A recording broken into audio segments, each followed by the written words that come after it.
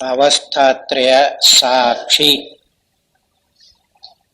ಅವಸ್ಥಾತ್ರಯ ಪ್ರಕ್ರಿಯೆಯ ಮತ್ತೊಂದು ಮೆಟ್ಟಲನ್ನು ವಾಚಕರಿಗೆ ತೋರಿಸಿಕೊಟ್ಟು ಈ ಕಿರಣವನ್ನು ಮುಗಿಸುವೆವು. ಅವಸ್ಥಾತ್ರಯ ಪ್ರಕ್ರಿಯೆಯಲ್ಲಿ ಎಲ್ಲಕ್ಕೂ ಹೆಚ್ಚಿನ ಶೋಧನೆಯೆಂದರೆ ಈ ಅವಸ್ಥಾತ್ರಯವನ್ನು ನೋಡುತ್ತಿರುವ ಆತ್ಮನು ಅಥವಾ ಜಿಜ್ಞಾಸುವಿನ ಸ್ವರೂಪವು. ಹೀಗೆ ನಾವು ಹೇಳಿರುವ ವಿಷಯಾವಿಷಯೀ ಭಾಗವನ್ನು ಮನಸ್ಸಿಗೆ ತಂದುಕೊಂಡರೆ ಅವಸ್ಥೆ ಎಂಬುದು ಅದನ್ನು ನೋಡುವ ವಿಷಯಿಯಾದ ನಮ್ಮ ಸ್ವರೂಪವಿಲ್ಲದೆ ತೋರಿಕೊಳ್ಳಲೇ ಆರದೆಂದು ಕೂಡಲೇ ಹೊಳೆಯುತ್ತಿದೆ. ಮೂರವಸ್ಥೆಗಳಿಗೂ ಯಾವುದು ಸಾಕ್ಷಿಯಾಗಿದೆಯೋ ಅದನ್ನು ಈಗ ಹೇಳ್ತಾ ಇದ್ದಾರೆ.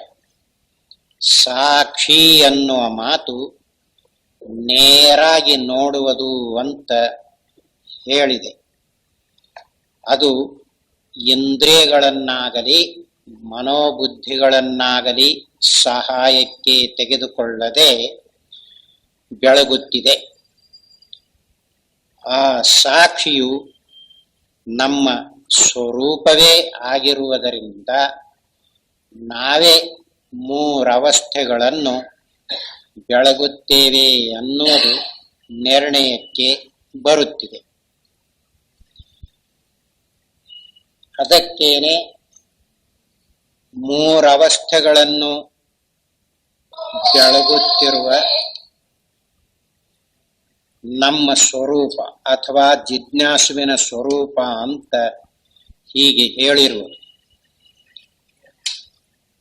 ಅವಸ್ಥೆಯಲ್ಲಿ ತೋರಿಕೊಳ್ಳುವ ವಿಷಯ ವಿಷಯಿ ಈ ಭಾಗವನ್ನು ಮನಸ್ಸಿಗೆ ತಂದುಕೊಂಡರೆ ಅವಸ್ಥೆ ಎಂಬುದು ಅದನ್ನು ನೋಡುವ ವಿಷಯಿಯಾದ ನಮ್ಮ ಸ್ವರೂಪವಿಲ್ಲದೆ ತೋರಿಕೊಳ್ಳುವುದಿಲ್ಲ ಅನ್ನುವುದು ಗೊತ್ತಾಗುತ್ತಿದೆ. ಸಹಜವಾಗಿ ಎಲ್ಲರೂ ವಿಷಯಗಳನ್ನು ತಿಳಿಯುತ್ತಾರೆ, ಅವಸ್ಥೆಗಳನ್ನು ತಿಳಿಯುತ್ತೇವೆ ಅಂತ ಭಾವಿಸಿಕೊಂಡಿದ್ದಾರೆ. ಆದರೆ ಅವಸ್ಥೆಯನ್ನು ತಿಳಿಯುವಾಗ ನಾವು ಯಾರಾಗಿ ತಿಳಿಯುತ್ತೇವೆ ಅದನ್ನು ಗಮನಿಸಬೇಕಾಗುತ್ತಿದೆ. ಅದನ್ನೇ ಸಾಕ್ಷಿ, ಜ್ಞಾನಸ್ವರೂಪ, ಬರೀ ಅರಿವು, ಚೇತನ ಅಂತ ಹೇಳಿರುತ್ತದೆ. ಅದು ಬೆಳಗಿದಾಗಲೇ ಅವಸ್ಥೆಗಳು ಇವೆ ಅಂತ ಗೊತ್ತಾಗುತ್ತಿದೆ. ಆದ್ದರಿಂದ ಅವಸ್ಥೆಗಳ ಸಿದ್ಧಿಯಾಗಬೇಕಾದರೆ ನಮ್ಮ ಅರಿವೇ ಸಾಕ್ಷಿಯೇ ಇರಬೇಕು. ಆದ್ದರಿಂದ ನಮ್ಮ ಆತ್ಮನನ್ನು ಬಿಟ್ಟು ಅವಸ್ಥೆಗಳು ಇರುತ್ತಿವೆ ಎನ್ನುವ ಕಲ್ಪನೆಯು ಹೊಂದುವುದಿಲ್ಲ.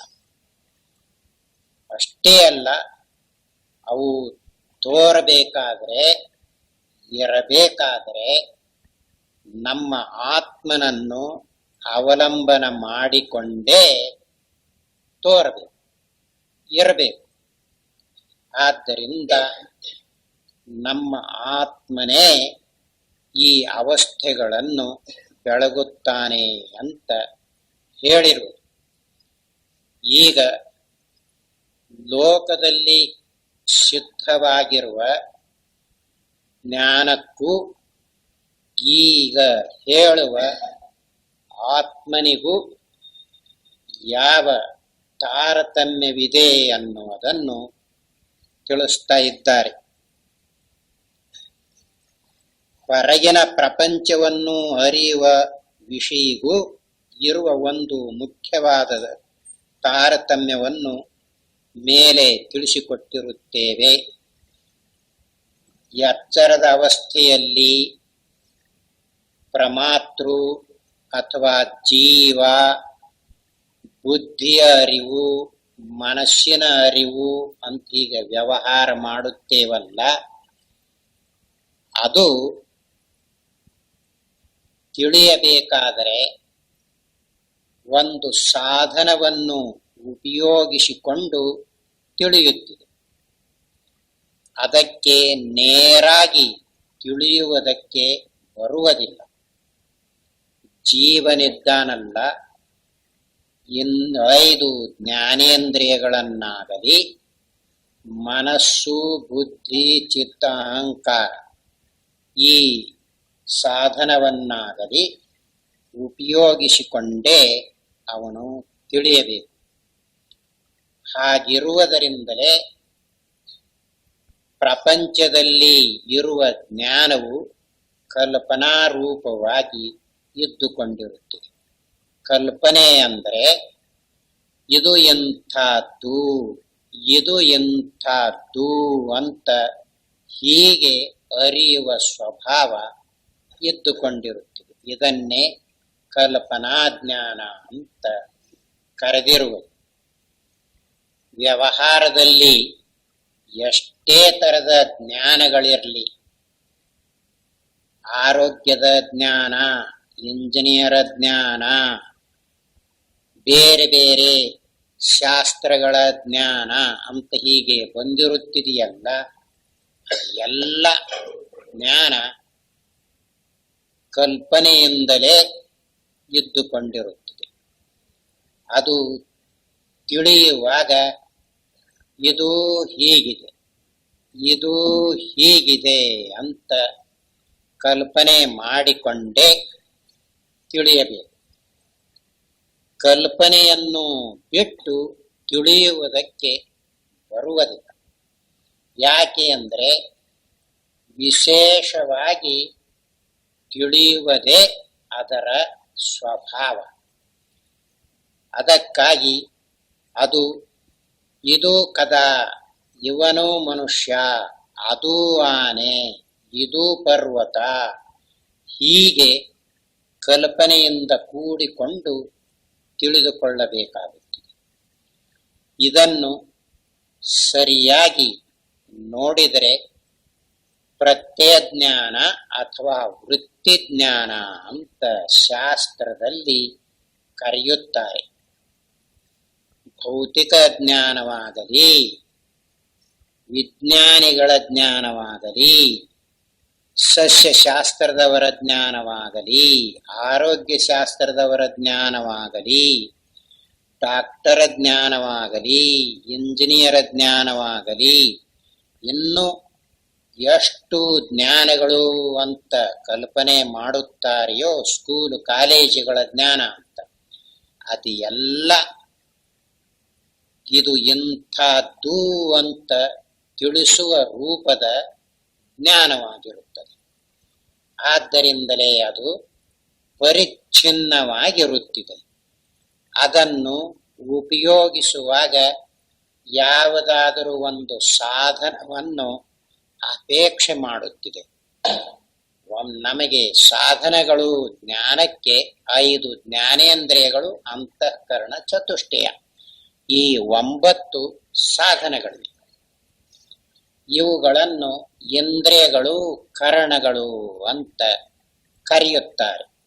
ಇವುಗಳನ್ನು ಉಪಯೋಗಿಸಿಕೊಂಡೇ ಮನುಷ್ಯನು ತನಗೆ ಬೇಕಾಗಿರುವ ವಿಷಯವನ್ನು ತಿಳಿದುಕೊಳ್ಳುತ್ತಾನೆ. ಎಚ್ಚರದಲ್ಲಿ ನಾವು ಯಾವುದನ್ನಾದರೂ ಅರಿಯಬೇಕಾದರೆ ನಮಗೆ ಇಂದ್ರಿಯ ಕರಣಾದಿಗಳ ಸಹಾಯವು ಬೇಕೇ ಬೇಕು. ಹೊರಗಿನ ಶಬ್ದ ಸ್ಪರ್ಶಾದಿಗಳನ್ನು ತಿಳಿಯುವಾಗ 5 ಜ್ಞಾನೇಂದ್ರಿಯಗಳು ಇರಬೇಕು. ಅದರ ಹಿಂದೆ ಬುದ್ಧಿಯು ಇದ್ದುಕೊಂಡೇ ಇರುತ್ತಿದೆ. ಯಾಕೆ ಅಂದರೆ ಅದರ ಸರಿಯಾದ ಜ್ಞಾನವಾಗಬೇಕಾದರೆ ಇದು ಎಂಥದ್ದು ಅಂತ ಗೊತ್ತಾಗುವುದಕ್ಕೆ ಬರೀ ಇಂದ್ರಿಯಗಳಿವೆಯಲ್ಲ, ಶಬ್ದ ಮಾತ್ರ, ಸ್ಪರ್ಶ ಮಾತ್ರ, ರೂಪ ಮಾತ್ರ, ರಸ ಮಾತ್ರ, ಗಂಧ ಮಾತ್ರ ಇಷ್ಟೇ ತೋರಿಸ್ತವೆ. ಅದರ ಹಿಂದೆ ಮನಸ್ಸಾಗಲಿ ಬುದ್ಧಿಯಾಗಲಿ ಇದ್ದುಕೊಂಡಿರುತ್ತಿದೆಯಲ್ಲ, ಅದನ್ನು ಇದು ಎಂಥದ್ದು, ಇದು ಎಂಥದ್ದು ಅಂತ ಹೀಗೆ ಹೊರಪಡಿಸ್ತಾ ಇದೆ. ಆದ್ದರಿಂದಲೇ ಎಚ್ಚರದ ಅವಸ್ಥೆಯಲ್ಲಿ ಯಾವ ವಿಷಯಗಳ ಜ್ಞಾನವಾದರೂ ಬುದ್ಧಿಯ ಸಹಾಯವು ಇರಬೇಕು ಅಂತ ಗೊತ್ತಾಗಿದೆ. ಇದು ಪರಿಚ್ಛಿನ್ನ ರೂಪವಾಗಿರುತ್ತಿದೆ, ದೇಶದಲ್ಲಿರುತ್ತಿದೆ, ಕಾಲದಲ್ಲಿ ಇರುತ್ತಿದೆ, ಪದಾರ್ಥಗಳ ಕಟ್ಟು ಇರುತ್ತಿದೆ. ಈ ನೇಮಕ್ಕೆ ಅನುಸರಿಸಿ ಇದ್ದುಕೊಂಡು ನಡೆಯುತ್ತಿದೆ. ಇದು ತನ್ನ ವಿಷಯವನ್ನು ತೋರಿಸುವಾಗ ಈ ಜ್ಞಾನವಿದೆಯಲ್ಲ, ಆ ವಿಷಯದ ಆಕಾರವನ್ನು ಹೊಂದಿ ತೋರಿಸ್ತೈತೆ. ಅದು ಸ್ಥೂಲ ರೂಪವಾಗಿ ಆದರೂ ಇರಬಹುದು, ಸೂಕ್ಷ್ಮ ರೂಪವಾಗಿ ಆದರೂ ಇರಬಹುದು, ಅಥವಾ ಅತ್ಯಂತ ಸೂಕ್ಷ್ಮ ರೂಪವಾಗಿ ಆದರೂ ಇರಬಹುದು. ಅವು ಹೇಗೆ ಅಂದರೆ, ಕೆಲವು ವಿಷಯಗಳು ಸ್ಥೂಲ ರೂಪವಾಗಿ ಇದ್ದುಕೊಂಡಿವೆ. ಕದ, ಮನುಷ್ಯ, ಆನೆ, ಗೋಡೆ, ಪರ್ವತ, ಗಿಡಗಂಟಿಗಳು, ಸಮುದ್ರ ಹೀಗೆ ಹೇಳುವಾಗ ಇವು ಸ್ಥೂಲ ರೂಪವಾಗಿರುವುದರಿಂದ ಈ ಬುದ್ಧಿ ಇದೆಯಲ್ಲ, ಆ ವಿಷಯದ ಆಕಾರವನ್ನು ಹೊಂದಿ ತಿಳಿಸ್ತಾ ಇದೆ. ಆ ವಿಷಯವು ಗೊತ್ತಾಗುವಾಗ ಅದು ಯಾವ ರೂಪದಲ್ಲಿ ಆಯಿತೋ ಅದರ ಸಮಾನಾಕಾರವನ್ನು ಹೊಂದುತ್ತದೆ. ಅದು ಆಕಾರವನ್ನು ಹೊಂದುವಾಗ ಸ್ವಲ್ಪ ವ್ಯತ್ಯಾಸವಾಯಿತು ಅಂದರೆ ವ್ಯವಹಾರದಲ್ಲಿ ಭ್ರಾಂತಿ ಅಂತ ಕರೆಯುತ್ತಾರೆ. ಅದು ಇರುವಂತೆ ತೋರದೆ ಮತ್ತೊಂದು ರೂಪವಾಗಿ ತೋರ್ತೈತಿ. ಆದ್ದರಿಂದ ಅದನ್ನು ಭ್ರಾಂತಿ ಭ್ರಾಂತಿ ಅಂತ ಹೇಳುವ ಪದ್ಧತಿ ಹೊಂದಿದೆ. ಇದು ಸ್ಥೂಲ ರೂಪವಾಗಿ ಇರುವುದಾಗಿದೆ. ಇನ್ನು ಕೆಲವು ಸುಖ, ದುಃಖ, ಕಾಮ, ಮೋಹ, ಭಯ ಇಂಥವು ಆಗ್ತವಲ್ಲ, ಅವುಗಳ ಆಕಾರವನ್ನು ಹೊಂದುವ ಆ ಬುದ್ಧಿ ವೃತ್ತಿ ಅದು ಸೂಕ್ಷ್ಮ ರೂಪವಾಗಿ ಇರುತ್ತಿದೆ. ಇವುಗಳಂತೆ ಸ್ಥೂಲವಾಗಿ ಇರುವುದಿಲ್ಲ. ಮೋಹ ಅನ್ನುವಾಗ ಮೋಹ ಯಾವ ರೂಪದಲ್ಲಿ ಐತೆ, ಸುಖ ಯಾವ ರೂಪದಲ್ಲಿ ಐತೆ, ಸ್ಥೂಲ ರೂಪದಿಂದ ಹೇಳುವುದಕ್ಕೆ ಬರದೇ ಇದ್ದರೂ ಅದು ಮಾತ್ರ ಆ ಆಕಾರವನ್ನು ಹೊಂದಿದಾಗಲೇ ಇವನಿಗೆ ಮೋಹ, ಕಾಮ, ಲೋಭ, ಭಯ, ಕ್ರೋಧ, ಸುಖ, ದುಃಖ ಹೀಗೆ ತಿಳಿದುಕೊಳ್ತಾ ಇದ್ದಾನೆ. ಇನ್ನು ಕೆಲವು ಇದಕ್ಕಿಂತಲೂ ಸೂಕ್ಷ್ಮ ರೂಪವಾಗಿರುವ ವಿಷಯಗಳು ಇರುತ್ತಿವೆ. ಅವು ಇಂದ್ರಿಯಗಳಿಗೆ ಗೋಚರವಾಗುವುದಿಲ್ಲ. ಆದರೂ ಅವುಗಳನ್ನು ಹೀಗೆ ಇರಬಹುದು ಅಂತ ಊಹಾ ಮಾಡುವುದಕ್ಕೆ ಸಾಧ್ಯವಿದೆ. ಅವುಗಳನ್ನು ಇತ್ತೀಚೆಗೆ ಎಲೆಕ್ಟ್ರಾನ್ ಪ್ರೋಟಾನುಗಳು ಅಂತ ಕರೀತಾ ಇದ್ದಾರೆ. ಅಥವಾ ಮೊದಲಿನವರು ಒಂದು ಅಣುವಿನಲ್ಲಿ 1,00,000 ಭಾಗ ಮಾಡಿದರೆ ಎಷ್ಟಾಗುತ್ತಿದೆಯೋ ಅಷ್ಟು ಅಂತ ಹೀಗೆ ಹೇಳ್ತಾ ಇತ್ತು. ಅದು ಇಂದ್ರಿಯಗಳಿಂದ ಗೋಚರವಾಗುವುದಿಲ್ಲ. ಮನಸ್ಸಿನಿಂದ ಮೇಲ್ಭಾಗದಲ್ಲಿಯೂ ಗೊತ್ತಾಗುವುದಿಲ್ಲ. ಸಂಶೋಧನೆ ಮಾಡಿ ನೋಡಿದರೆ ತಿಳಿದು ಬರುತ್ತದೆ. ಈಗ ನಾವು ಉಣ್ಣುವ ಮೊಸರು ಹುಳದ ಗಡ್ಡೆ ಅಂತ ಸಂಶೋಧನೆಯಿಂದ ಗೊತ್ತಾಗಿದೆಯಲ್ಲ, ನಮಗ ಮೇಲೆ ನೋಡಿದರೆ ಹುಳಗಳು ಹರಿದಾಡುವುದು ಕಂಡು ಬರುತ್ತಿದೆಯೇ? ಎಲ್ಲ. ಆದರೂ ಅದು ಒಂದು ಥರದ ಹುಳ, ಶರೀರಕ್ಕೆ ಆರೋಗ್ಯವನ್ನುಂಟು ಮಾಡುವುದರಿಂದ ಅದನ್ನು ತಿರಸ್ಕಾರ ಮಾಡಿಲ್ಲ. ಹೀಗೆ ವಿಷಯಗಳನ್ನು ತಿಳಿಸುವ ಕ್ರಮ ಎದ್ದುಕೊಂಡಿದೆ. ಆದರೆ ಈಗ ಹೇಳುವ ಸಾಕ್ಷಿ ಅಥವಾ ಬರೀ ಅರಿವು, ಜ್ಞಾನ ಸ್ವರೂಪ, ಚೇತನ ಸ್ವರೂಪ ಅಂತ ಹೀಗೆ ಹೇಳ್ತೈತಲ್ಲ, ಇದು ಹೀಗೆ ತೋರಿಸುವುದಿಲ್ಲ. ಇದು ಎಂಥದ್ದು, ಇದು ಹೀಗೈತಿ ಅಂತ ಹೀಗೆ ಕಲ್ಪನೆ ಮಾಡಿ ತೋರಿಸುವುದಿಲ್ಲ. ಈ ಅರಿವು ಸಾಕ್ಷಿ ಮತ್ತೆ ಹೇಗೆ ತೋರಿಸ್ತೈತಿ ಅಂದ್ರೆ ನಿರ್ವಿಕಲ್ಪ ರೂಪದಿಂದ ತೋರಿಸ್ತೈತಿ. ಅದಕ್ಕನ ಅದರಲ್ಲಿ ಕಲ್ಪನೆ ಇಲ್ಲ ಅಂತ ಹೇಳಿರುವುದು. ಕಲ್ಪನೆ ಬಂತು ಅಂದ್ರೆ ಅದಕ್ಕೆ ಯಾವುದಾದರೂ ಸಾಧನ ಇರ್ತೈತಿ, ಮತ್ತೆ ಅದು ಪರಿಚ್ಛಿನ್ನವಾಗಿರ್ತದೆ. ಅಂದ್ರೆ ಇಷ್ಟಿಷ್ಟೇ ಕಟ್ಟಾಗಿ ಇರ್ತೈತಿ. ಇದು ಹಾಗೆ ಕಟ್ಟಾಗಿ ತಿಳಿಯುವುದಿಲ್ಲ, ಪರಿಚ್ಛಿನ್ನ ರೂಪವಾಗಿ ತಿಳಿಸುವುದಿಲ್ಲ. ಮತ್ತೆ ಹೇಗೆ ತಿಳಿಸ್ತೈತಿ ಅಂದ್ರೆ ನಿರ್ವಿಕಲ್ಪ ರೂಪದಿಂದ ತಿಳಿಸ್ತೈತಿ. ಈ ನಿರ್ವಿಕಲ್ಪ ರೂಪದಿಂದ ಅದು ತೋರಿಸಿದಾಗಲೇ ಈ ಪ್ರಮಾತೃ ಇದಾನಲ್ಲ, ಬುದ್ಧಿಯನ್ನು ಉಪಯೋಗಿಸಿಕೊಂಡು ತನ್ನ ವ್ಯವಹಾರವನ್ನು ಮಾಡ್ತಾ ಇದ್ದಾನೆ. ಇವನಲ್ಲಿ ಕಲ್ಪನೆ ಬರುತ್ತಿದೆ, ಅದರಲ್ಲಿ ಕಲ್ಪನೆ ಇರುವುದಿಲ್ಲ. ಈಗ ಎಚ್ಚರ, ಕನಸು, ನಿದ್ರೆ ಅಂತ ಹೇಳುವಾಗ ಈ ಸಾಕ್ಷಿ ಇದೆಯಲ್ಲ, ಇದು ಎಚ್ಚರ, ಇದು ಕನಸು, ಇದು ನಿದ್ರೆ, ಹೀಗೆ ತೋರಿಸೋದಿಲ್ಲ. ಅದು ಎಚ್ಚರ, ಕನಸು, ನಿದ್ರೆ ಅಂತ ಕಲ್ಪನೆ ಮಾಡಿಕೊಂಡಿರುವುದು ಬುದ್ಧಿ. ಮತ್ತೆ ಈ ಸಾಕ್ಷಿ ಹೇಗೆ ತೋರಿಸ್ತೈತಿ ಅಂದ್ರೆ ತನ್ನಲ್ಲಿ ಯಾವ ಕಲ್ಪನೆಯೂ ಇಲ್ಲದೆ ಅದನ್ನು ಬೆಳಗಿ ತೋರಿಸ್ತೈತಿ. ಅದು ಬೆಳಗಿದ ನಂತರ ಇದು ತನ್ನ ಕಲ್ಪನೆಯಲ್ಲಿ ಎಚ್ಚರ, ಕನಸು, ನಿದ್ರೆ ಅಂತ ಹೀಗೆ ತಿಳಿದುಕೊಳ್ಳುತ್ತಿದೆ. ಇಂಥದ್ದು ನಿರ್ವಿಕಲ್ಪ ರೂಪವಾದ ಜ್ಞಾನವಿದೆಯಲ್ಲ, ಇದು ಇದೆಯೇ ಅಂತ ಸಂಶಯ ಬರುತ್ತಿದೆಯಲ್ಲವೇ, ನಿರ್ವಿಕಲ್ಪ ರೂಪವಾದ ಜ್ಞಾನ ಪ್ರತಿಯೊಬ್ಬರಿಗೂ ಇದ್ದೇ ಇದೆ. ಎಚ್ಚರವನ್ನು ತೋರಿಸ್ತೈತಲ್ಲ, ಅದು ನಿರ್ವಿಕಲ್ಪವಾದ ಜ್ಞಾನವೇ. ಕನಸನ್ನು ತೋರಿಸ್ತೈತಲ್ಲ, ನಿರ್ವಿಕಲ್ಪವಾದ ಜ್ಞಾನವೇ. ಎಚ್ಚರ, ಕನಸು ಅನ್ನೋದು ಈ ಬುದ್ಧಿದು. ನಿದ್ರೆ ಅಂತ ಹೇಳ್ತೈತಲ್ಲ, ಅದು ಬುದ್ಧಿ ಇದೆ. ಆದರೆ ಅದರ ಜ್ಞಾನವಿದೆಯಲ್ಲ, ನಿರ್ವಿಕಲ್ಪ ರೂಪವಾಗಿ ಇರುತ್ತದೆ. ಇದನ್ನು ಸರಿಯಾಗಿ ನೋಡಿಕೊಳ್ಳುವುದಕ್ಕೆ ಸುಷುಪ್ತಿ ಅಂತ ನಾವು ಹೇಳುತ್ತೀವಲ್ಲ, ನಿದ್ರೆ ಅಂತ ಹೇಳುವುದು ಬುದ್ಧಿಯ ಮಾತದು.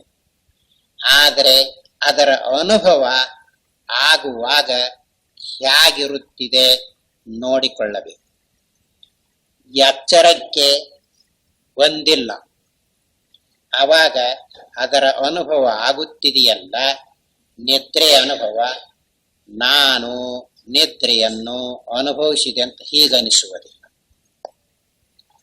ಆದರೂ ಅದರ ಅನುಭವ ಆಗಿದೆ, ಅದರ ಅನುಭವ ಆಗಿದೆ. ಆದರೆ ಅದನ್ನು ಅಲ್ಲಿ ನಿದ್ರೆ ಅಂತ ಕರೆಯುವುದಿಲ್ಲ. ಎಚ್ಚರಕ್ಕೆ ಬಂದಾಗ ನಿದ್ರೆ ಅಂತ ಕರೆಯುತ್ತೇವೆ. ಕನಸನ್ನು ಬೆಳಗುತ್ತಾ ಇದೆಯಲ್ಲ, ಅದನ್ನು ಬೆಳಗುವಾಗ ಕನಸು ಅಂತ ಅನಿಸುವುದಿಲ್ಲ. ಮತ್ತೇನು ಅಂದ್ರೆ ಬೆಳಗುತ್ತಾ ಇದೆ, ಎಚ್ಚರಕ್ಕೆ ಬಂದ ನಂತರ ಒಂದು ಕನಸಾಯ್ತು ಅಂತ ಈಗ ಅನಿಸ್ತದೆ. ಅದರ ಅನುಭವ ಇರುವಾಗ ಕನಸು ಅಂತ ಅನಿಸುವುದಿಲ್ಲ. ಹೀಗೆ ನಿರ್ವಿಕಲ್ಪ ರೂಪದಿಂದ ಬೆಳಗತೈತಿ. ಯಾವುದು? ಸಾಕ್ಷಿ. ಮೂರವಸ್ಥೆಗಳಿಗೂ ಸಾಕ್ಷಿ ಅಂತ ಹೇಳಿದೆಯಲ್ಲ ಅದು. ಅದನ್ನೇ ಈಗ ಮೂರವಸ್ಥೆಗಳ ವಿಚಾರದಿಂದ ತೀರ್ಮಾನವಾಗುತ್ತಿದೆಯಲ್ಲ, ಇದೇ ಮುಖ್ಯವಾಗಿ ಜಿಜ್ಞಾಸುಗಳಿಗೆ ಬೇಕಾಗಿರುವುದು. ಇದನ್ನು ಯಾರು ಇರುವಂತೆ ನೋಡಿಕೊಳ್ಳುತ್ತಾರೆಯೋ ಅವರಿಗೆ ಮಹಾ ಲಾಭವಾಗುತ್ತಿದೆ ಅಂತ ಹೇಳಿರುವುದು. ಎಚ್ಚರದಲ್ಲಿ ನಾವು ಯಾವುದನ್ನಾದರೂ ಅರಿಯಬೇಕಾದರೆ ನಮಗೆ ಬುದ್ಧಿಯ ಸಹಾಯವೂ ಬೇಕು. ಆದರೆ ಅವಸ್ಥೆಯನ್ನು ಅರಿಯುವುದಕ್ಕೆ ನಮಗೆ ಮತ್ತೇತರ ಸಹಾಯವೂ ಬೇಕಿರುವುದಿಲ್ಲ. ಇಡೀ ಅವಸ್ಥೆಯನ್ನು ಅರಿಯುವಾಗ ಯಾವ ಇಂದ್ರಿಯ ಕರಣಗಳನ್ನು ಉಪಯೋಗಿಸುವುದಿಲ್ಲ. ಮತ್ತೇನು ಅಂದರೆ ನೇರಾಗಿ ನಾವೇ ನೋಡ್ತಾ ಇರುವುದು. ಅದನ್ನು ನೋಡುವುದಕ್ಕೆ ಈ ಎಚ್ಚರದ ಅವಸ್ಥೆಯಲ್ಲಿಯೇ ನಿಂತು ನೋಡುವುದಕ್ಕೆ ಹೋದರೆ ಬರುವುದಿಲ್ಲ. ಯಾರು ಸರಿಯಾಗಿ ಸಾಧನವನ್ನು ಮಾಡಿ ಇಂದ್ರಿಯ ಕರಣಾದಿಗಳನ್ನು ಬಿಡಿಸಿಕೊಳ್ಳುವ ಯೋಗ್ಯತೆಯಿಂದ ಕೂಡಿಕೊಂಡಿದ್ದಾರೆಯೋ ಅವರಿಗೆ ಮಾತ್ರ ಬರುತ್ತಿದೆ. ಹಾಗಾದರೆ ಉಳಿದವರಿಗೆ ಹೇಗೆ ಅದನ್ನು ತಿಳಿಸಬೇಕು ಅಂದರೆ ಅದನ್ನು ಹೇಳ್ತಾ ಇದ್ದಾರೆ. ಎಚ್ಚರದ ಅವಸ್ಥೆಯಲ್ಲಿಯೇ ನಿಂತು ನೋಡುವುದಕ್ಕೆ ಹೋದರೆ ಅವರಿಗೆ ಎಚ್ಚರದ ಅವಸ್ಥೆಯನ್ನು ನೋಡುವುದಕ್ಕೆ ಬರುವುದಿಲ್ಲ. ಅವರು ಇಂದ್ರಿಯ ಮನಸ್ಸುಗಳನ್ನು ಉಪಯೋಗಿಸುವುದರಿಂದ ಅವಸ್ಥೆಯ ಒಳಗಿರುವ ವಿಷಯ ಅವರಿಗೆ ತಿಳಿಯುತ್ತದೆ. ಮತ್ತೆ ಹೇಗೆ ಅವರು ನೋಡುವುದು ಅಂದರೆ ಇನ್ನೊಂದು ಅವಸ್ಥೆಯ ಕಣ್ಣಿನಿಂದ ನೋಡಬೇಕು. ಎಚ್ಚರದ ಅವಸ್ಥೆಯನ್ನು ನೋಡಬೇಕಾದ್ರೆ ಕನಸಿನ ಅವಸ್ಥೆಯ ಕಣ್ಣಿನಿಂದ ಅಥವಾ ನಿದ್ರಾವಸ್ಥೆಯ ಕಣ್ಣಿನಿಂದ ನೋಡಬೇಕು. ಅದು ಹೇಗೆ ನೋಡುವುದು ಅಂತ ಅನಿಸ್ತೈತಲ್ಲ, ಸ್ವಲ್ಪ ಸಮಾಧಾನದಿಂದ ನೋಡಿಕೊಳ್ಳುವುದಕ್ಕೆ ಪ್ರಯತ್ನಿಸಬೇಕು. ಹೇಗೆ ಅಂದರೆ ನಿದ್ರೆಯಲ್ಲಿ ಎಚ್ಚರ ಇರಲಿಲ್ಲ ಅಂತ ಗೊತ್ತಾಗಿದೆ. ಇವನು ಅದನ್ನು ಪ್ರಕಟ ಮಾಡುವಾಗ ಈಗ ಎಚ್ಚರ ಆಯಿತು ನೋಡು ಅಂತ ಹೇಳ್ತಾನೆ. ಇಷ್ಟೊತ್ತನಕ ಎಚ್ಚರ ಇರಲಿಲ್ಲ, ಈಗ ಎಚ್ಚರ ಆಯ್ತು ಅಂತ ಹೇಳ್ತಾನೆ.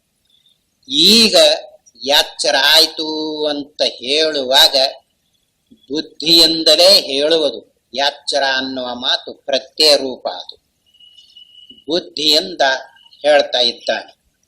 ಆದರೆ ಈವರೆಗೂ ಎಚ್ಚರ ಇರಲಿಲ್ಲ, ಈಗ ಎಚ್ಚರ ಬಂದೈತಿ ಅಂತ ಹೀಗೆ ಹೇಳುವಾಗ ಈವರೆಗೂ ಇರಲಿಲ್ಲ ಅಂತ ಗೊತ್ತಾಗಿದೆಯಲ್ಲ, ಯಾವುದರಿಂದ ಇರಲಿಲ್ಲ ಅನ್ನೋದು ಗೊತ್ತಾಗಿದೆಯೋ ಅದರಿಂದ ನೋಡಿದ್ದಾನೆ. ಆದರೆ ಯಾವುದರಿಂದ ನೋಡಿದ್ದಾನೆಯೋ ಅದನ್ನು ಇನ್ನೂ ನೋಡಿಕೊಳ್ಳುವುದಕ್ಕೆ ಬಂದಿಲ್ಲ. ಅದಕ್ಕನ ಅದನ್ನು ನೋಡಿಕೊಳ್ಳಲಿ ಎನ್ನುವುದಕ್ಕಾಗಿ ಇಂದ್ರಿಯ ಕರಣಾದಿಗಳ ವ್ಯವಹಾರವನ್ನು ಬಿಡಿಸಿ ನೋಡ್ರಿ, ಅದು ಸಾಕ್ಷಿಯಾಗಿದೆ, ನೇರಾಗಿ ನೋಡುವುದಾಗಿದೆ ಅಂತ ಈಗ ಹೇಳ್ತಾ ಇರೋದು. ಗೊತ್ತಾಗಿದೆ. ಹೇಗೆ ಗೊತ್ತಾಗೈತಿ, ಯಾವುದರಿಂದ ಗೊತ್ತಾಗೈತಿ ಗೊತ್ತಾಗಿಲ್ಲ, ಹಾಗಿದೆ. ಆದ್ರೆ ಪ್ರಕಟಣೆ ಮಾತ್ರ ಬಂದು ಬಿಟ್ಟಿದೆ.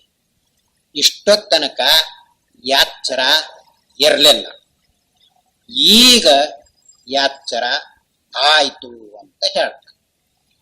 ಇಷ್ಟೊತ್ತನಕ ಎಚ್ಚರ ಇರಲಿಲ್ಲ ಅನ್ನೋದು ಯಾವುದರಿಂದ ಅವನಿಗೆ ಗೊತ್ತಾಗಿದೆ, ಅದರಿಂದಲೇನೆ ಈ ಎಚ್ಚರವನ್ನು ಬೆಳಗಿರುವುದು. ಅದು ಬೆಳಗುವಾಗ ಯಾಚ್ಚರ ಅಂತ ಬೆಳಗುವುದಿಲ್ಲ. ಮತ್ತೆ ಈ ಬುದ್ಧಿ ಐತ್ ನೋಡು, ಯಾಚ್ಚರ ಅಂತ ಕಲ್ಪನೆ ಮಾಡಿಕೊಂಡೆ. ಇದರಂತೆಯೇ ನಿದ್ರೆಯ ಅನುಭವ ಆಗಿದೆ. ಅಲ್ಲಿ ಯಾವ ಕಲ್ಪನೆಯೂ ಇಲ್ಲದೆ ನಿರ್ವಿಕಲ್ಪ ರೂಪವಾದ ಅನುಭವ ಇದೆ. ಎಚ್ಚರಕ್ಕೆ ಬಂದಾಗ ನಿದ್ರೆ ಮಾಡಿದೆ ಅಂತ ಹೇಳ್ತಾ ಇದ್ದಾರೆ. ಎಚ್ಚರಕ್ಕೆ ಬಂದಾಗ ನಿದ್ರೆ ಮಾಡಿದೆ ಅಂತ ಹೇಳ್ತಾನಲ್ಲ, ಇದು ಬುದ್ಧಿದು. ಅಲ್ಲಿರುವಾಗ ಅನುಭವ ಆಗಿದೆಯಲ್ಲ, ಅದು ಸಾಕ್ಷಿಯದು. ಅದು ನಿರ್ವಿಕಲ್ಪ ರೂಪವಾಗಿ ಎದ್ದುಕೊಂಡಿರುತ್ತದೆ. ಆದ್ದರಿಂದಲೇ ಅದರ ಅನುಭವವಾಗುವಾಗ, ಅಂದರೆ ನಿದ್ರೆ ಅನುಭವವಾಗುವಾಗ ಯಾವ ಕಲ್ಪನೆಯೂ ಇರುವುದಿಲ್ಲ, ಯಾವ ಮಿಸುಗೂ ಇರುವುದಿಲ್ಲ. ಅದನ್ನು ಹಾಗೆ ಎತ್ತು, ಹೀಗೆತ್ತು ಅಂತ ಹೀಗೆ ಹೇಳಕ್ ಬರುವುದಿಲ್ಲ. ಹೀಗೆ ನಿರ್ವಿಕಲ್ಪ ರೂಪದಿಂದ ಅದರ ಅನುಭವವಾಗುತ್ತಿದೆ. ಆದ್ದರಿಂದಲೇ ಜನರು ಆ ವಿಷಯದಲ್ಲಿ ಏನಾದರೂ ಕೂಡಿಸಿ ಹೇಳಿದರೆ ಅವರು ಹೇಳುವುದು ತಪ್ಪು ಅಂತ ತಿಳಿಸಿಕೊಡ್ತೈತಲ್ಲ, ಅದು ಅನುಭವ. ಅದೇ ನಿರ್ವಿಕಲ್ಪ ಅನುಭವ. ಈಗ ಪ್ರಚಾರದಲ್ಲಿ ಬಂದಿರುವ ಶಾಸ್ತ್ರವಿದೆಯಲ್ಲ, ನಿದ್ರೆಯಲ್ಲಿ ನಾನು ಅನ್ನುವವನು ಇರುತ್ತಾನೆ ಅಂತ ಹೇಳಿದರೆ ಏನಂತೀರಿ ನೀವು? ನಿದ್ರೆಯಲ್ಲಿ ನಾನು ಅನ್ನುವುದು ಎಲ್ಲಿತ್ತು? ಇರುವುದಿಲ್ಲ. ನಾನು ಅನ್ನುವುದು ನಿದ್ರೆಯಲ್ಲಿ ಇದ್ರೆ ಹೇಗೆ ಜ್ಞಾನವಾಗಬೇಕು? ನಾನು ನಿದ್ರೆ ಮಾಡ್ತೇನೆ ಅಂತ ಹೀಗೆ ವಿಶೇಷ ಜ್ಞಾನವಾಗಬೇಕು.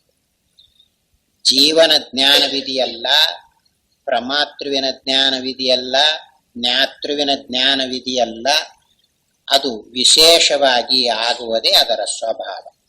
ಯಾಕೆ ಅಂದರೆ ಅವನು ಇಂದ್ರಿಯಗಳನ್ನಾಗಲಿ ಮನಸ್ಸುದ್ದಿ ಚಿತ್ತ ಅಹಂಕಾರವನ್ನಾಗಲಿ ಉಪಯೋಗಿಸಿಕೊಂಡೇ ಅವನು ತಿಳಿಯಬೇಕು. ಅವನಿಗೆ ನೇರಾಗಿ ತಿಳಿಯುವುದಕ್ಕೆ ಬರುವುದಿಲ್ಲ. ಆದ್ದರಿಂದಲೇ ನಿದ್ರೆಯಲ್ಲಿ ನಾನು ಅನ್ನೋವನು ಇದ್ದರೆ ನಾನು ನಿದ್ರೆ ಮಾಡ್ತೇನೆ ಅಂತ ಹೀಗೆ ವಿಶೇಷ ತಿಳಿಯಬೇಕು. ವಿಶೇಷವಾಗಿ ಯಾರಾದರೂ ಅಲ್ಲಿ ತಿಳಿಯುತ್ತಾರೆಯೇ? ಆದ್ದರಿಂದಲೇ ಅಲ್ಲಿ ನಾನು ಅನ್ನೋದು ಇರುವುದಿಲ್ಲ ಅಂತ ಈ ಅನುಭವ ಹೇಳ್ತದೆ.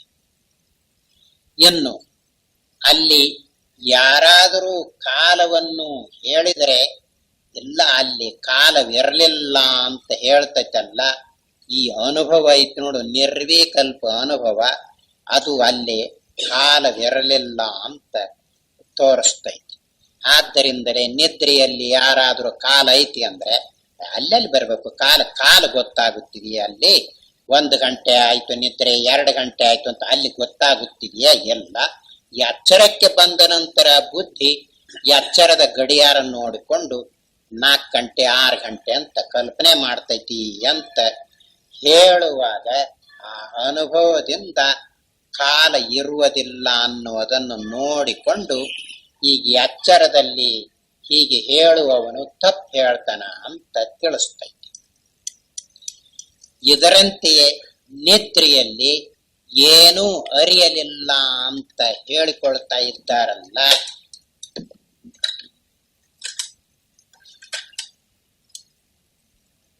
ನಿದ್ರೆಯಲ್ಲಿ ಏನೂ ಅರಿಯಲಿಲ್ಲ ಅಂತ ಹೇಳ್ತಾರಲ್ಲ, ನಿದ್ರೆಯಲ್ಲಿ ಏನೂ ಅರಿಯಲಿಲ್ಲ ಅಂತ ಈ ಮಾತು ಹೊಂದುವುದಿಲ್ಲ.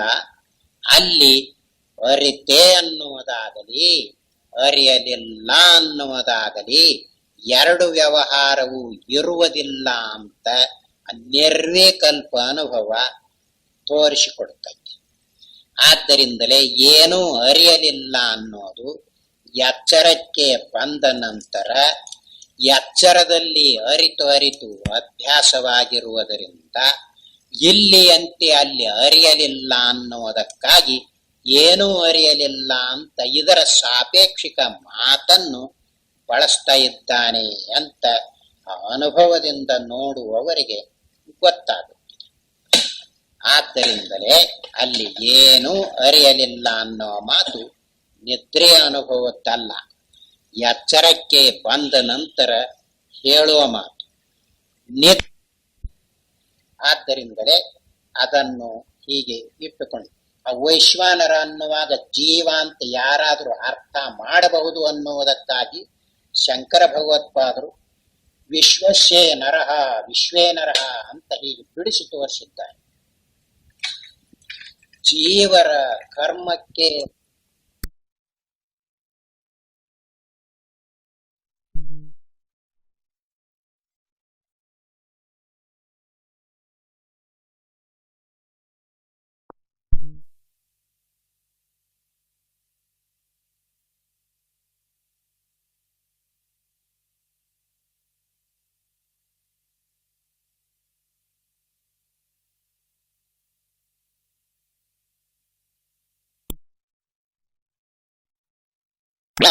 ಅದನ್ನೇ ನಿರ್ವಿಕಲ್ಪ ರೂಪನಾದ ಅನಿಸ್ತೈತ. ಹಾಗನಿಸಿದ್ರ ನಿದ್ರೆ ಹತ್ತಿರ್ತೈತ ಎಲ್ಲ. ಆದ್ದರಿಂದಲೇ ಎಚ್ಚರಕ್ಕೆ ಬಂದ ನಂತರ ಕಲ್ಪನೆ ಮಾಡಿಕೊಳ್ಳುವ ವಿಷಯಗಳನ್ನು ಇವು ಅದರಲ್ಲಿ ಐತಿ ಅಂತ ಯಾರಿಟ್ಟುಕೊಂಡಿದ್ದಾರೆಯೋ ಅವರ ತಪ್ಪನ್ನು ತೋರಿಸ್ತೈತಿ ಈ ನಿರ್ವಿಕಲ್ಪ ರೂಪವಾದ ಅನುಭವ ಜ್ಞಾನ. ಆದ್ದರಿಂದಲೇ ಅಲ್ಲಿ ನಾನನ್ನುವುದು ಇರುವುದಿಲ್ಲ, ಕಾಲ ಇರುವುದಿಲ್ಲ, ಏನೊಂದನ್ನು ಅರಿಯಲಿಲ್ಲ ಅನ್ನುವುದು ಇರುವುದಿಲ್ಲ.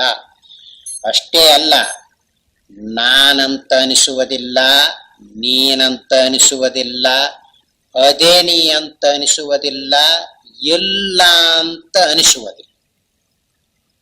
ಹೀಗೆ ತೋರಿಸ್ತೈತಲ್ಲ ಯಾವುದದು ನಿರ್ವಿಕಲ್ಪ ಅನುಭವ. ಅದನ್ನು ಅನುಭವಕ್ಕನುಸರಿಸಿ ನೋಡುವವರಿಗೆ ಹೌದು ಅಲ್ಲಿ ಅದೇನಿ ಅಂತನೂ ಅನಿಸುವುದಿಲ್ಲ, ಇಲ್ಲ ಅಂತನೂ ಅನಿಸುವುದಿಲ್ಲ ಅಂತ ಗೊತ್ತಾಗುತ್ತದೆ. ಆದ್ದರಿಂದ ಈ ನಿರ್ವಿಕಲ್ಪ ರೂಪವಾದ ಅನುಭವ ಹೇಗಿದೆ ಅನ್ನೋದು ತಿಳಿದುಕೊಳ್ಳುವುದಕ್ಕೆ ಹಾಗೆ ಅನುಭವದಲ್ಲಿ ನೋಡಿಕೊಂಡರೆ ಗೊತ್ತಾಗುತ್ತೆ. ಅದು ಪ್ರಚಾರದಲ್ಲಿ ಹೇಗೆ ಬಂದಿದೆ ಅಂದ್ರೆ, ಎಚ್ಚರಕ್ಕೆ ಬಂದ ನಂತರ ನಿದ್ರೆ ವಿಷಯ ಕನಸಿನ ವಿಷಯ ಏನ್ ಅನಿಸ್ತೈತ್ ನೋಡು ಅದನ್ನೇ ಬರ್ಕೊಂಡು ಬಂದಿರುವುದರಿಂದ ನಿದ್ರೆಯಲ್ಲಿ ನಾನು ಇಲ್ಲದೆ ಇದ್ರೆ ಹೇಳಕ್ ಹೆಂಗ್ ಬರ್ತತಿ, ಇರ್ಬೇಕಲ್ಲ ನಾನು ಅಂತ ಈ ಕಲ್ಪನೆ ಮಾಡಿಕೊಳ್ತಾ ಇದ್ದಾರೆ.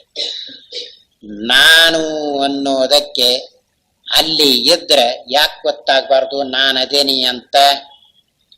ಕಾಲಿದ್ರೆ ಯಾಕೆ ಗೊತ್ತಾಗಬಾರ್ದು?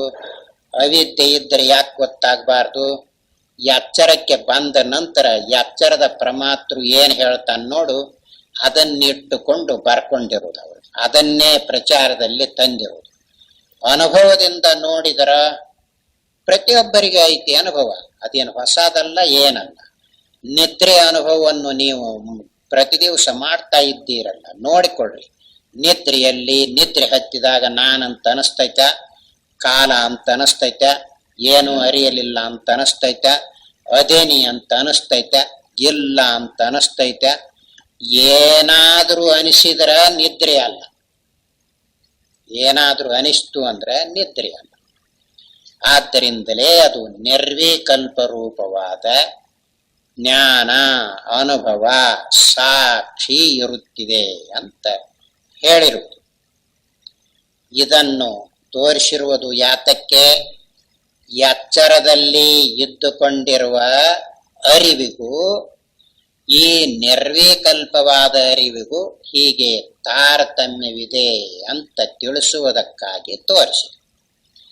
ಎಚ್ಚರದಲ್ಲಿ ಯಾವುದೇ ಅರಿವಾಗಲಿ ಅದು ಇದು ಎಂಥದ್ದು, ಹೀಗೈತಿ ಹಾಗೈತಿ ಅಂಥದ್ದೈತಿ ಇಂಥದ್ದೈತಿ ಎಂಥದ್ದು ಐತಿ ಅಂತ ಹೀಗೆ ಪ್ರಕಟ ಮಾಡಿ ತೋರಿಸ್ತಾ ಇತ್ತು.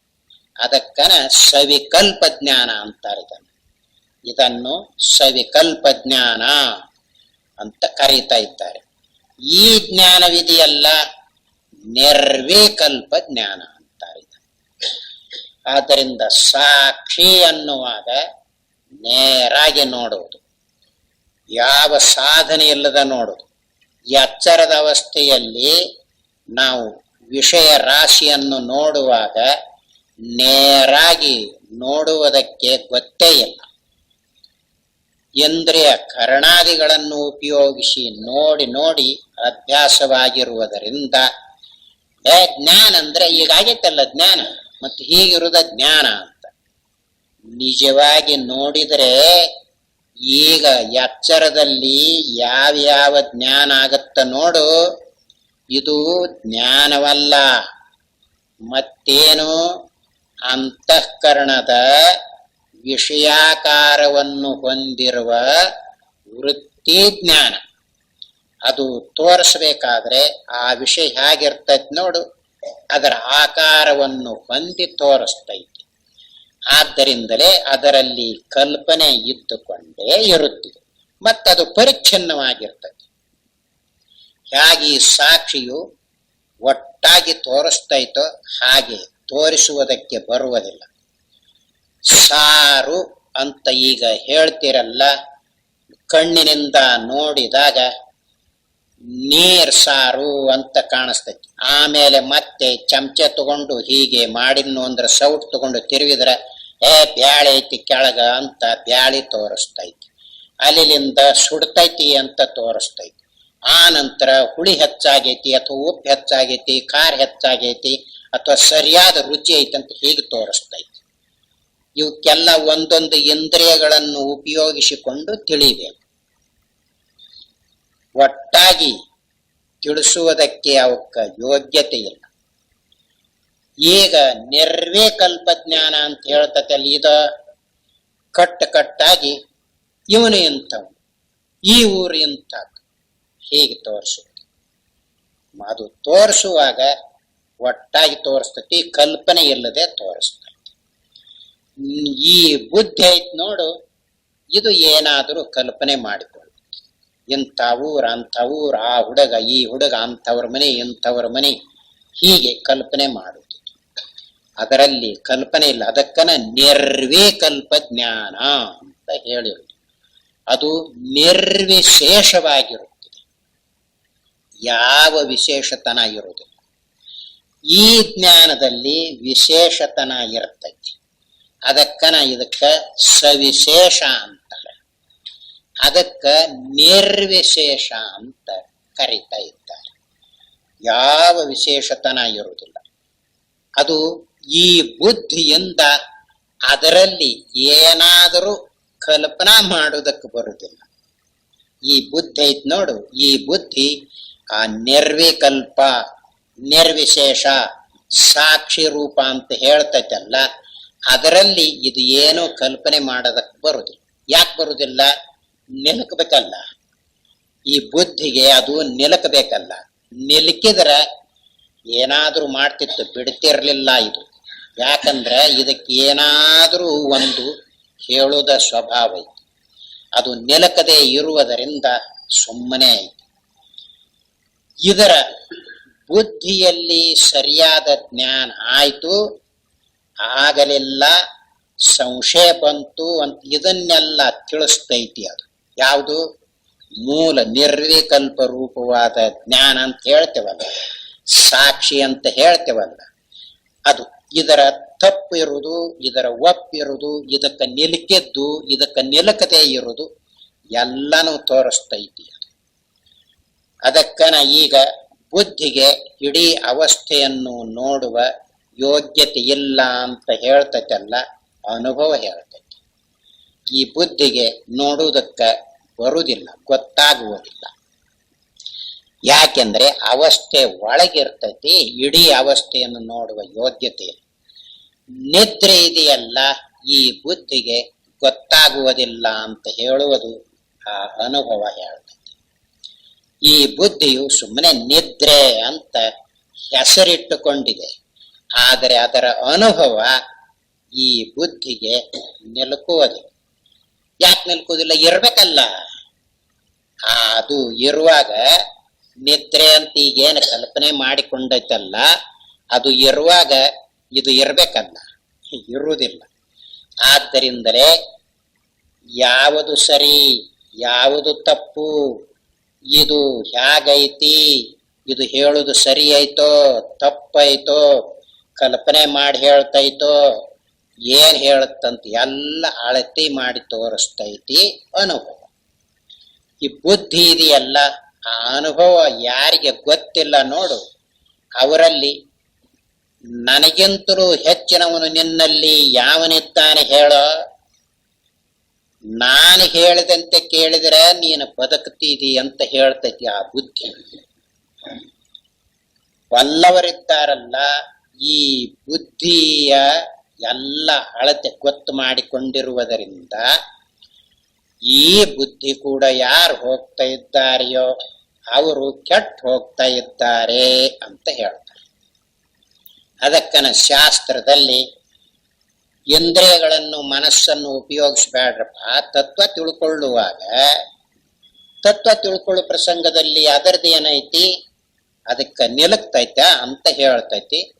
ನಮಗೆ ಅದು ಸರಿಯಾಗಿ ತಿಳಿಯದೇ ಇರುವುದರಿಂದ ಈ ಅನುಭವವನ್ನು ಉಪಯೋಗಿಸಿಕೊಂಡು ನೋಡ್ಲಿಕ್ಕೆ ಬರದೇ ಇರುವಾಗ ತಿರುಗಿ ಈ ಮನಸ್ಸನ್ನೋ ಬುದ್ಧಿಯನ್ನೋ ಇದನ್ನೇ ಇಟ್ಟುಕೊಂಡು ಅಳೆಯುವುದಕ್ಕೆ ಹೋಗ್ತಾ ಇದ್ದೇವೆ. ಅದು ತನಗೇನು ಅನಿಸ್ತೈತಿ ನೋಡು, ಅದನ್ನು ಇಟ್ಟುಕೊಂಡು ಬಿಡ್ತೈತಿ ಅಷ್ಟೇ. ಆದ್ದರಿಂದಲೇ ಬರೀ ಇಟ್ಟುಕೊಳ್ಳುವುದಕ್ಕೂ ಅನುಭವದಿಂದ ನೋಡುವುದಕ್ಕೂ ಬಹಳ ಅಂತರವಿದೆ.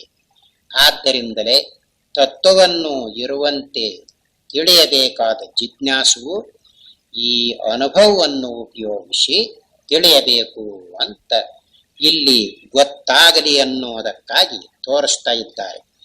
ಆದ್ದರಿಂದ ಅವಸ್ಥೆಯನ್ನು ನೋಡುವಾಗ ಇದೇ ಅವಸ್ಥೆಯಲ್ಲಿ ನಿಂತು ನೋಡಿದರೆ ಗೊತ್ತಾಗುವುದಿಲ್ಲ. ಇನ್ನೊಂದು ಅವಸ್ಥೆಯ ಕಣ್ಣಿನಿಂದ ಇದನ್ನು ನೋಡ್ಬೇಕು. ಇನ್ನೊಂದು ಅವಸ್ಥೆಯ ಕಣ್ಣು ಅಂದರೆ ಈ ಅವಸ್ಥೆಯು ಮೊದಲಿಗಿಲ್ಲದಿರುವಾಗ ಹೇಗಿರ್ತೈತಿ, ಆ ನಂತರ ಇದು ತೋರಿಕೊಳ್ಳುವಾಗ ಹೇಗೆ ತೋರಿಸಿಕೊಳ್ಳುತ್ತೆ, ಅದು ಗೊತ್ತಾಗಲಿ ಅನ್ನುವುದಕ್ಕಾಗಿ ಕನಸಿನ ದೃಷ್ಟಿಯಿಂದ ಎಚ್ಚರ ನೋಡುವುದು, ನಿದ್ರೆಯ ದೃಷ್ಟಿಯಿಂದ ಎಚ್ಚರ ನೋಡುವುದು ಅಂತ ಹೇಳಿರುವುದು. ನಿದ್ರೆ ದೃಷ್ಟಿಯಿಂದ ಎಚ್ಚರ ನೋಡುವಾಗ ಎಚ್ಚರ ಇರ್ತೈತ? ಅವಾಗ ಎಚ್ಚರ ಇರಲಿಲ್ಲ ಅನ್ನೋದು ಯಾವುದರಿಂದ ಗೊತ್ತಾಗಿದೆ? ಬುದ್ಧಿಯಿಂದ ಅಲ್ಲ. ಅದನ್ನು ಹೇಳುವಾಗ ಎಚ್ಚರ ಅಂತ ಪ್ರಯೋಗ ಮಾಡ್ತೈತಿ. ಅದೇನು ಎಚ್ಚರ ಅಂತ, ಎಚ್ಚರ ಇರಲಿಲ್ಲ ಅಂತ ಹೀಗೆ ತೋರಿಸುವುದಿಲ್ಲ, ಇರಲಿಲ್ಲ ಅಂತ ತೋರಿಸ್ತೈತಿ ಅಷ್ಟೇ. ಇರಲಿಲ್ಲ ಅಂತ ತೋರಿಸ್ತೈತಿ, ಎಚ್ಚರ ಇರಲಿಲ್ಲ ಅಂತ ಹೀಗೆ ತೋರಿಸುವುದಿಲ್ಲ. ತಿಳಿಸೋದಕ್ಕಾಗಿ ಎಚ್ಚರ ಇರಲಿಲ್ಲ ಅಂತ ಹೇಳುದು ಬುದ್ಧಿದು ಎಚ್ಚರ ಅನ್ನೋದು. ನಿದ್ರೆ ಹತ್ತಿದಾಗ ಕನಸಿರ್ಲಿಲ್ಲ ಅಂತ ಕನಸು ಅಂತ ಹೇಳುದು ಈ ಬುದ್ಧಿದು, ಅದು ಇರಲಿಲ್ಲ ಅಂತ ತೋರಿಸ್ತೈತಿ. ಹೀಗೆ ತಿಳಿಯಬೇಕು. ಆದ್ದರಿಂದ ಅನುಭವ ಉಪಯೋಗಿಸುವ ಕ್ರಮ, ಬುದ್ಧಿ ಉಪಯೋಗಿಸುವ ಕ್ರಮ, ಇವುಗಳ ವಿಂಗಡ ಗೊತ್ತಾಯಿತು ಅಂದರೆ ತತ್ವವನ್ನು ತಿಳಿದುಕೊಳ್ಳುವ ಪ್ರಸಂಗದಲ್ಲಿ ಮನುಷ್ಯನು ಜಾರುವುದಿಲ್ಲ. ಇಲ್ಲದಿದ್ದರೆ ಇವನಿಗೆ ಗೊತ್ತಾಗದಂತೆ ಯಾವುದಾದ್ರೂ ಅನುಭವದ ಪ್ರಸಂಗದಲ್ಲಿ ಈ ಬುದ್ಧಿ ಏನ್ ಮಾಡ್ತೈತಿ ನೋಡು, ಇವನಿಗೆ ಹಗರ್ಕ ಬಂದು ಸೇರ್ಕೊಂಡು ಬಿಡ್ತೈತಿ. ಅದರಿಂದ ಇವನು ನೋಡುವುದಕ್ಕೆ ಹೋಗ್ತಾನ, ಏನು ತಿಳಿಯುವುದಿಲ್ಲ. ಆಮೇಲೆ ಸಂಶಯ ಬರ್ತೈತಿ. ಸಂಶಯ ಬಂದಾಗ ಶಾಸ್ತ್ರವನ್ನು ಬಲ್ಲವರನ್ನು ಕೇಳುವುದಕ್ಕೆ ಓಡಾಡ್ತಾನೆ. ಮತ್ತೆ ಹೀಗ ಅನಿಸ್ತೈತಲ್ರಿ, ಮತ್ತೆ ಹಾಗ ಅನಿಸ್ತೈತಲ್ರಿ, ಅವರು ಅನುಭವ ಮಾಡಿಕೊಂಡವರು ಇದ್ರೋ ಸರಿಯಾಗಿ ಉತ್ತರ ಹೇಳ್ತಾ ಇದ್ದಾರೆ. ನೀನು ಈಗ ಕೇಳೋದು ಬುದ್ಧಿ ಕಣ್ಣಿನಿಂದ ನೋಡಿದಪ್ಪ ಅಂತ.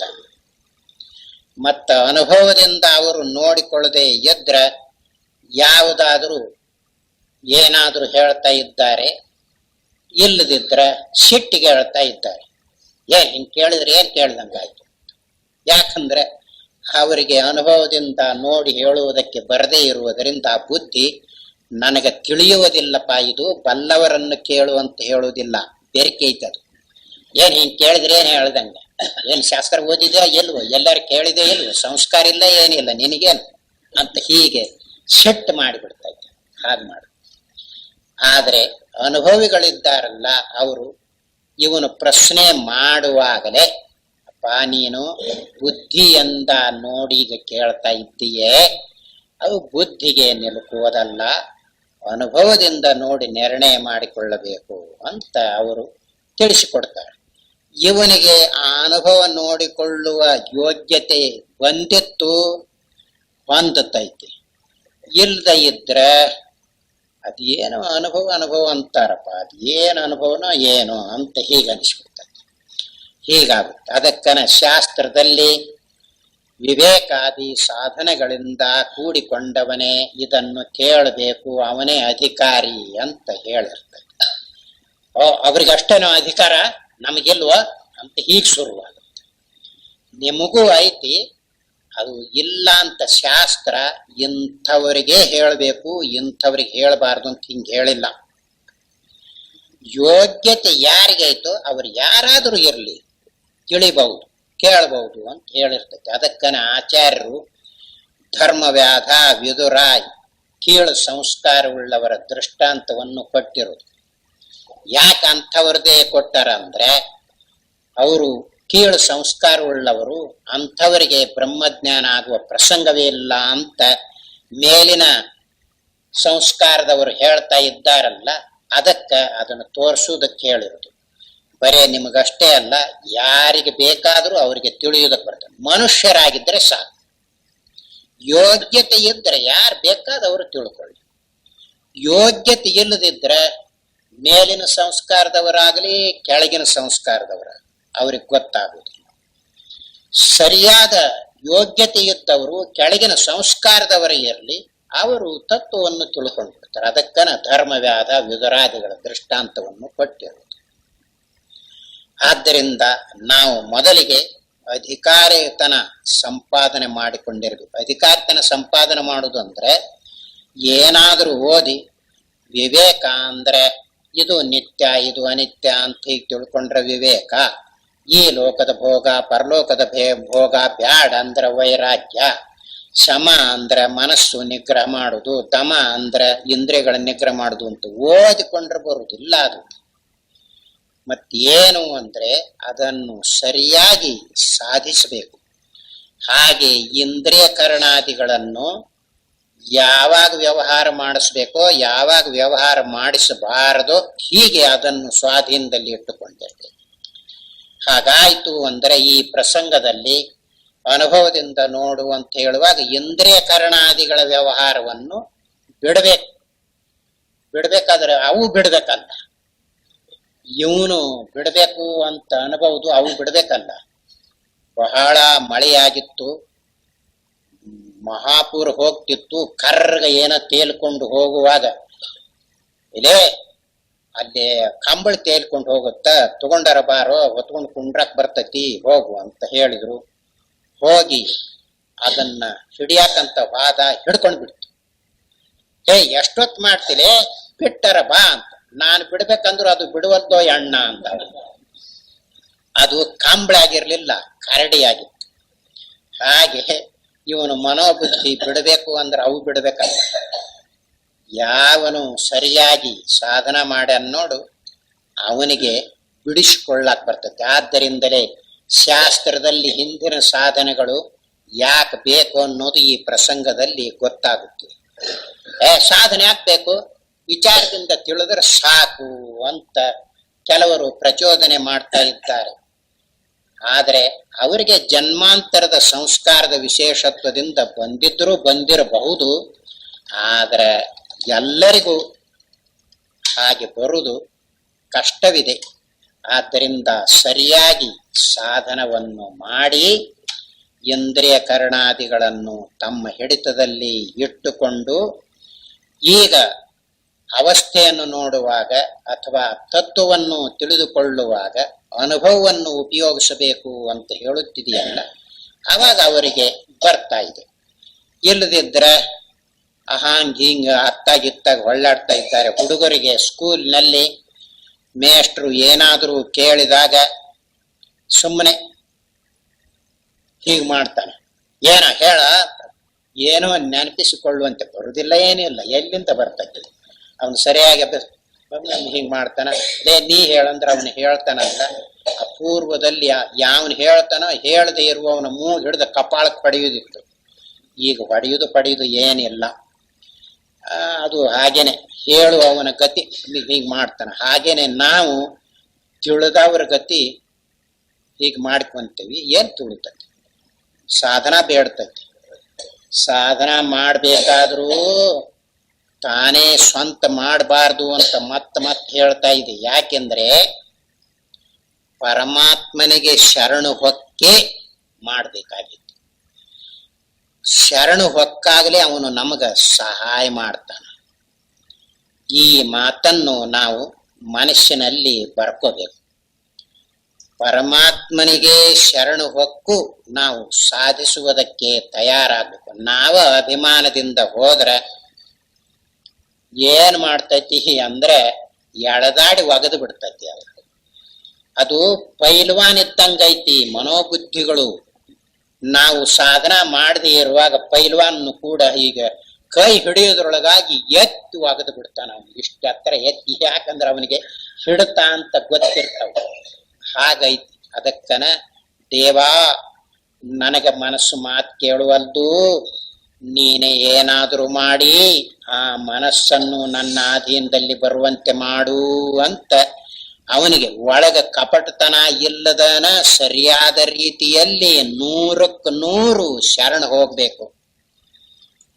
ಕಪಟತನದಿಂದ ಮಾಡಿದ್ರೆ ನಮ್ಮ ಕಪಟತನ ಅರಿಯದೆ ಬಿಡುತ್ತಾನೆಯೇ ಪರಮಾತ್ಮನು. ಎಲ ಕಳ್ಳ, ನನಗ ಸಹಿತ ಮೋಸ ಮಾಡುವುದಕ್ಕೆ ತಯಾರಾಗಿದ್ದೀಯಲ್ಲ ಅಂತ. ಯಾಕೆಂದ್ರೆ ಮನಸ್ಸಿಗೆ ಸಾಕ್ಷಿಯಾಗಿರುವಾಗ ಮನಸ್ಸಿನಲ್ಲಿ ಏನಿರುತ್ತಿದೆಯೇ ಅವನಿಗೆ ಕಾಣದಂತೆ ಇರುತ್ತಿದೆಯೇ. ಆದ್ದರಿಂದಲೇ ಈ ಸಾಧನವನ್ನು ಮಾಡಿ ಯೋಗ್ಯತೆಯಿಂದ ಕೂಡಿಕೊಂಡು ನೋಡುವಾಗ ಇಲ್ಲಿ ಹೇಳುವ ವಿಷಯ ಸರಿಯಾಗಿ ತಿಳಿಯುತ್ತಿದೆ. ಆವಾಗ ಅವಸ್ಥೆಯನ್ನು ನೋಡಬೇಕಾದರೆ ಅನುಭವದಿಂದಲೇ ನೋಡಬೇಕು ಅನ್ನೋದು ತಿಳಿಯುತ್ತಿದೆ. ಒಂದು ಅವಸ್ಥೆ ಕಣ್ಣಿನಿಂದ ಇನ್ನೊಂದು ಅವಸ್ಥೆಯನ್ನು ನೋಡಿದರೆ ಆಗುವ ಲಾಭವನ್ನು ಅರಿವಿನ ಪ್ರಸಂಗದಲ್ಲಿ ಹೇಳುವವರಿದ್ದಾರೆ. ಮುಂದೆ ಎರವಿನ ಪರಮಾರ್ಥ, ಅರಿವಿನ ಪರಮಾರ್ಥ ಅಂತ ಬರ್ತೈತಿ, ಅಲ್ಲಿ ಹೇಳ್ತಾ ಇದ್ದಾರೆ.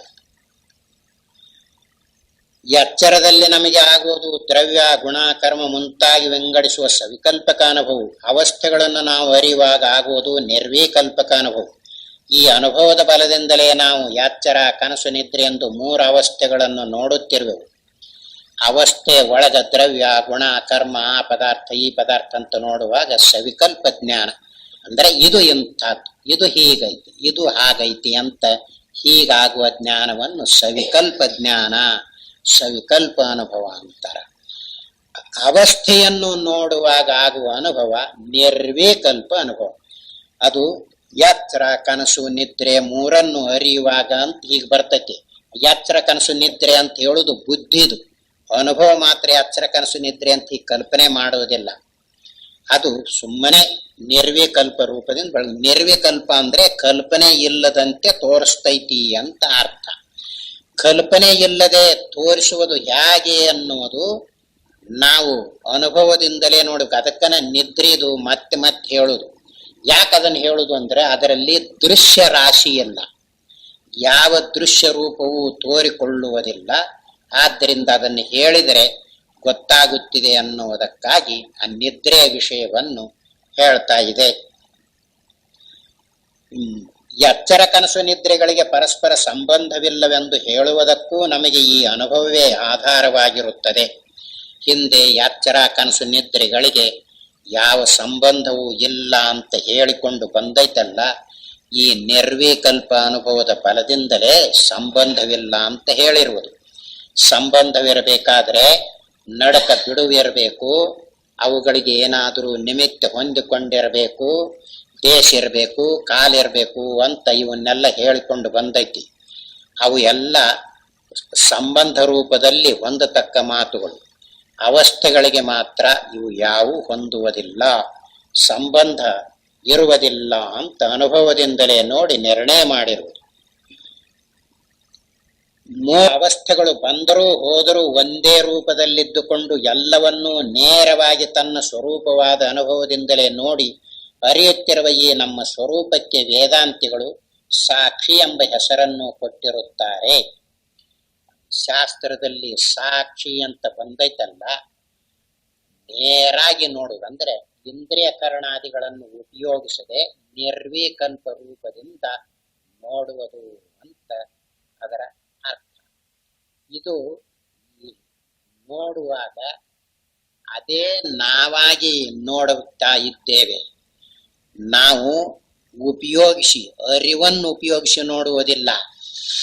ಅರಿವನ್ನು ಉಪಯೋಗಿಸಿದರೆ ಅದು ಅರಿವಾಗುವುದಿಲ್ಲ, ಕರಣವಾಗುತ್ತಿದೆ, ಯಾವುದೋ ಒಂದು ಸಾಧನ ಆಗ್ತೈತಿ. ಆದ್ದರಿಂದ ನಾವೇ ಅರಿವಾಗಿ ನಾವೇ ಸಾಕ್ಷಿಯಾಗಿ ನೋಡ್ತಾ ಇರುವುದು. ಅದಕ್ಕನ ನೇರಾಗಿ ನೋಡುವುದು ಅಂತ ಹೇಳಿರುವುದು. ಈಗ ಪದಾರ್ಥಗಳನ್ನು ಸವಿಕಲ್ಪ ರೂಪದಲ್ಲಿ ತಿಳಿದುಕೊಳ್ಳುವಾಗ ಈ ಜೀವನಿದ್ದಾನಲ್ಲ, ಇಂದ್ರಿಯ ಕರಣಾದಿಗಳನ್ನು ಉಪಯೋಗಿಸಿ ತಿಳಿತಾ ಇದ್ದಾನೆ. ಆದ್ದರಿಂದಲೇ ಇವನ ಜ್ಞಾನ ಸವಿಕಲ್ಪ ಜ್ಞಾನ, ಪರಿಚ್ಛನ್ನ ಜ್ಞಾನ. ಒಮ್ಮೆ ಇರ್ತತಿ, ಒಮ್ಮೆ ಹೋಗ್ತತಿ, ಹೀಗಿದೆ. ಅದ ಹೀಗೆ ಉಪಯೋಗಿಸುವುದಿಲ್ಲ, ಯಾರು ಉಪಯೋಗಿಸುವವರಿಲ್ಲ. ನಾವೇ ಅರಿವಾಗಿ ನೋಡ್ತೀವಿ, ನಾವೇ ಸಾಕ್ಷಿಯಾಗಿ ನೋಡ್ತೀವಿ. ಆದ್ದರಿಂದಲೇ ಇದನ್ನು ಸಾಕ್ಷಿ ಅಂತ ಹೇಳಿರುವುದು. ಅವಸ್ಥಾತ್ರಯ ದೃಷ್ಟಿಯನ್ನು ಅವಲಂಬಿಸಿರುವ ವೇದಾಂತಿಗಳಲ್ಲದೆ ಮತ್ತೆ ಯಾರೂ ತಮ್ಮ ಶಾಸ್ತ್ರಗಳಲ್ಲಿ ಈ ಸಾಕ್ಷಿಯ ಸ್ವರೂಪವನ್ನು ಈ ರೀತಿಯಿಂದ ಪ್ರತಿಪಾದಿಸಿರುವುದಿಲ್ಲ. ಯಾರಪ್ಪ ಇದನ್ನು ಹೀಗೆ ಹೇಳಿರುವವರು ಅಂದ್ರೆ, ಯಾರು ವೇದಾಂತಿಗಳು ಅಂತ ಇದ್ದಾರಲ್ಲ, ವೇದಾಂತಿಗಳು ಅಂದರೆ ಯಾರು ಅಂತ ಗೊತ್ತಾಗಿದೆಯಲ್ಲ, ನೇರಾಗಿ ನೋಡುವ ಅನುಭವವನ್ನು ಕಂಡುಕೊಂಡಿರುವವರಿದ್ದಾರಲ್ಲ, ಅವರನ್ನು ಇಲ್ಲಿ ವೇದಾಂತಿಗಳು ಅಂತ ಕರೆದಿದೆ. ಅವರು ಮಾತ್ರ ಹೀಗೆ ಯಾವ ಸಾಧನಗಳ ಅಪೇಕ್ಷೆಯಿಲ್ಲದೆ ನೇರಾಗಿ ನೋಡಬೇಕು ಅಂತ ತಮ್ಮ ಶಾಸ್ತ್ರದಲ್ಲಿ ತಿಳಿಸಿರುವುದು. ಇನ್ನು ಉಳಿದವರ ಈ ರೂಪದಲ್ಲಿ ಹೀಗೆ ತಿಳಿಯಬೇಕು ಅಂತ ಆ ಶಾಸ್ತ್ರಗಳಲ್ಲಿ ಇರುವುದಿಲ್ಲ ಅಂತ ನೆನಪು ಕೊಡ್ತಾ ಇದ್ದಾರೆ. ಯಾವುದಾದರೂ ಶಾಸ್ತ್ರದಲ್ಲಿ ಹೀಗೆ ನೇರಾಗಿ ಅನುಭವ ಮಾಡಿಕೊಳ್ಳುವುದು, ನಿರ್ವಿಕಲ್ಪ ರೂಪದಿಂದ ನೋಡುವುದು ಅಂತ ಬಂದಿತ್ತು ಅಂದ್ರೆ ಅದು ಇದೇ ಆಗುತ್ತಿದೆಯೇ ಹೊರತು ಇದಕ್ಕಿಂತಲೂ ಬೇರೆ ಆಗುವುದಿಲ್ಲ. ಯಾಕೆಂದ್ರೆ ನಿರ್ವಿಕಲ್ಪ ಅನುಭವ ಅನ್ನೋದು 1, 2 ಅಂತ ಇರುವುದಿಲ್ಲ. ಅದರಲ್ಲಿ 1, 2 ಅಂತಿದ್ರೆ ಸವಿಕಲ್ಪವಾಯಿತು. ಯಾಕಂದ್ರೆ 1, 2 ಅಂತ ತೋರಿಸಿಕೊಂಡದ್ದು ನಿರ್ವಿಕಲ್ಪದಲ್ಲಿ 1, 2 ಇರುವುದಿಲ್ಲ, ಅದೇ ತಾನಾಗಿರುತ್ತೆ. ಅದು ತಾನೇ ಹೀಗೆ ಬೆಳಗ್ಗೆ ತೋರಿಸ್ತಾ ಇದೆ.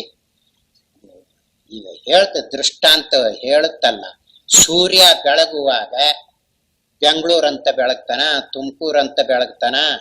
ಇಲ್ಲ. ಇದು ಇಂಥವನ ಮನಿ ಹುಡುಗ, ಇಂಥವನ ಮನಿ ಅವನು ಅಂತ ಹೀಗೆ ಬೆಳಗ್ತಾನ? ಎಲ್ಲ. ಅವನ ಬೆಳಕಿನಲ್ಲಿ ನೀವು ಏನಾದರೂ ಕಲ್ಪನೆ ಮಾಡಿ, ಆದರೆ ಅವನ ಬೆಳಕು ಮಾತ್ರ ಇರುವಂತೆ ಇದ್ದುಕೊಂಡಿರ್ತದೆ. ಅದರಂತೆಯೇ ಇಲ್ಲಿ ನಿರ್ವಿಕಲ್ಪ ರೂಪದಿಂದ ಇರುವ ಈ ಸಾಕ್ಷಿಯನ್ನು ಹೇಳಿದ್ದಾರೆ. ಈ ಸಾಕ್ಷಿಯ ಆಧಾರದಿಂದ ವೇದಾಂತಿಗಳು ಯಾವ ಯಾವ ತೀರ್ಮಾನಗಳನ್ನು ಮಾಡಿಕೊಂಡಿರುವರೆಂಬುದನ್ನು ಮುಂದಿನ ಕಿರಣದಲ್ಲಿ ತಿಳಿಸುವವು.